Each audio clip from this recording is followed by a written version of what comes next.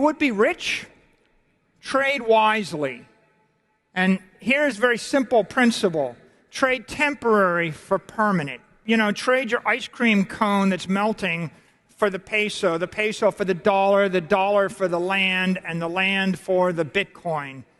Trade the currency for capital. Trade something fragile for something resilient. Trade something local for something global. Trade something physical for something digital. Trade the security for the commodity. Trade the commodity for the scarcity. You can't go wrong moving in that direction. So let's talk about some great trades in history, some trillion-dollar trades. The Dutch understood naval power. They understood ships. They had thousands of them. They bought the best port in the New World for a couple of $100 in plastic and textile trinkets.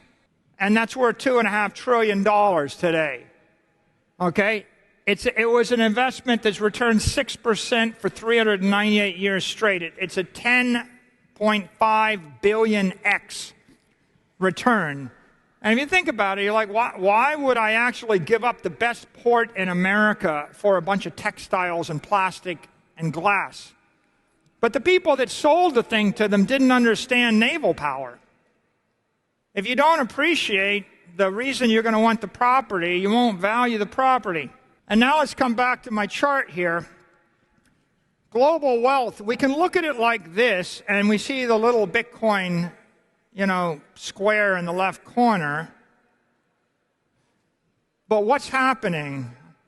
Here's my macro Bitcoin forecast. It's 21 years. Goes out to the year 2045. What do I think will happen? Well, I've got a bear case and a bull case, but what I think will happen is that 55% ARR goes to 50%, 45, 40, 35, 30, 25, 20. It's between 50 and 20. It'll gradually decelerate till it's growing about twice as fast as the S&P index.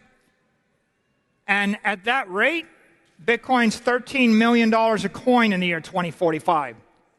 13 million. It could be a 3 million bear case. It could be a 49 million bull case. But what is Bitcoin? 7% of the world's assets then.